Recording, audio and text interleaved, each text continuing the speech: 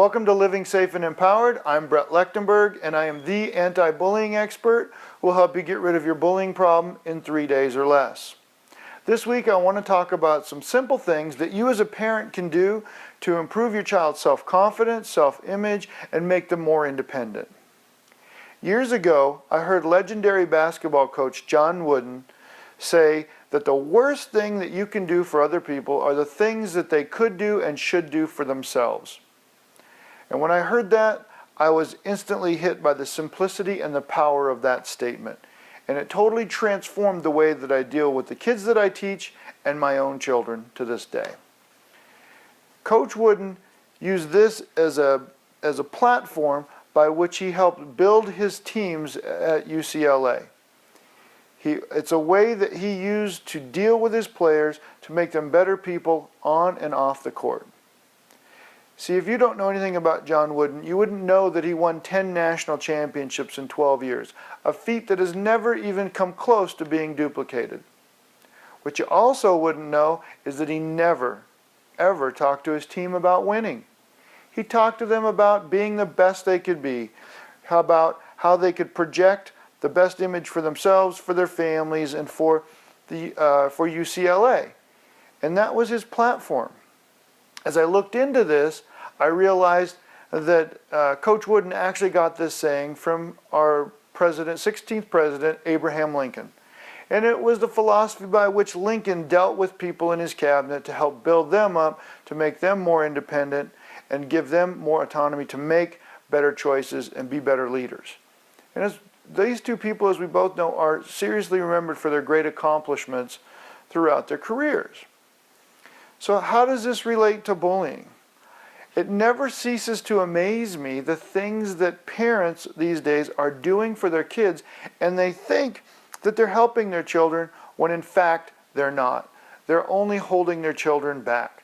Now I know it's not an intentional act, but it happens. And these are things that we need to be aware of. I see all the time in the kids that I teach, kids that are 8, 9, 10 years old who can't tie their own shoes, don't get themselves dressed, can't even make a simple snack for themselves because they're so reliant on their parents. These are things that are crippling our kids and deteriorating their self-image. If you want your child to have a stronger self-image, you want them to be able to perform, you want them to be able to be more independent, then you have to give them things that make them feel strong and comfortable with themselves and with their own abilities.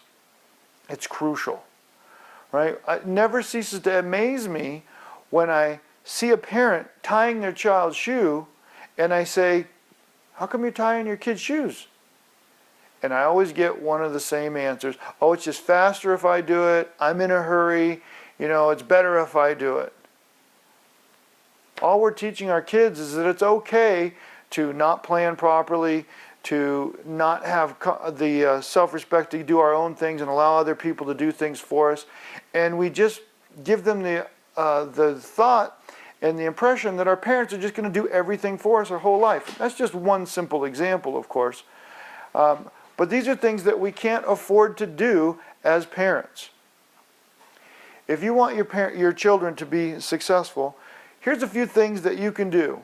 And again, I'm talking about the average child, not kids who have special needs. 1, make sure that they can dress themselves and that they can put their own shoes on. There is absolutely nothing wrong with the fact that your kids might have to grab their shoes and socks and walk out to the car without them on and put them on in the car if it comes to about teaching them about being on time, which should be the norm, not the exception. Unfortunately, it seems to be the other way around these days. Make sure that your children can at least do a simple meal, a couple of meals for themselves so that they can fend for themselves. Give them that gift. When they get old enough and it's appropriate, teach them how to cook more and more meals and allow them the opportunity to cook a meal once a week for the family. Teach them how to do their own laundry.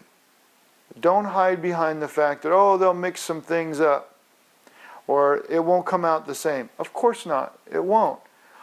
But you still need to give them the gift of that independence. Now, are your kids going to complain sometimes? Sure. Are they going to whine and cry and think it's unfair and be upset? You bet. They're kids. And if you've been doing all these things for them up to this point, it's going to be a little bit of a shock. But remember, our goal is to coach, mentor, and guide our kids to be better than we are or we were at their age. That's true empowerment. And that's going to make a big result and make a big difference in the course of their lives. Now, how does this relate to bullying? Well, it's the pebble in the pond. The more confidence, independence, self-esteem our kids have, the better they will project those things when they interact with other people and the world in general. Remember, bullies are looking for easy targets, not hard targets. They rarely pick the person that is confident, self-assured, and has high self-esteem because they don't look like an easy target.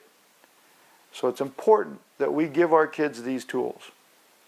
Now, that being said, try some of those things, and with a little bit of creativity, you can find some things for yourself that your child will be able to do, and you can give them more and more tasks. And also, one other thing to remember, the more of these things that your children do around the house, like make meals, clean the toilets, vacuum, the whole house, not just their room, the more they understand how much their parents are doing for them and how valuable those relationships are. So you're teaching your child to be a better person in and outside the house and as part of a family and a valuable family member. Very, very crucial. So, give me some feedback on that as you watch these videos and let me know how it goes. Now, I want to talk about bullying in the news, and we've had another incident of a bully-related suicide. This was from an article in the Sacramento Bee this week, and there's several articles out there about this. You can research it. And so I'd like to express my sincere condolences to the family of Ronan Shimizu. I hope I pronounced that right. By the things that I read, it looks like there had been a long history of bullying that this child had endured, and it was not handled very well from what I could tell, and it just continued to escalate. So my condolences to those families. On the flip side, there's been some great stories of bullying in the news where so many different schools, school children, parents, and lots of community leaders are out doing everything they can, everything they know to help prevent bullying and make it, raising awareness to make it a bigger issue and better known. So for all of you people out there, I think that's awesome, and keep up the good work. So as usual, if you like this video, you think it can help somebody, please share it, post it, repost it, subscribe to our YouTube channel, and click the link below this video to get your free report on how to report a bully. And look for my anti-bullying, anti-cyberbullying programs that are now released on Kindle on Amazon, and be on the lookout for my free cyberbullying, anti-cyberbullying report that will be released this week. There's some great information, things that parents can do in there if they think their child might be the target of a cyberbully. So until next time, I'm Brett Lechtenberg, and let's help all of our children and everybody in our community live a safe and empowered day.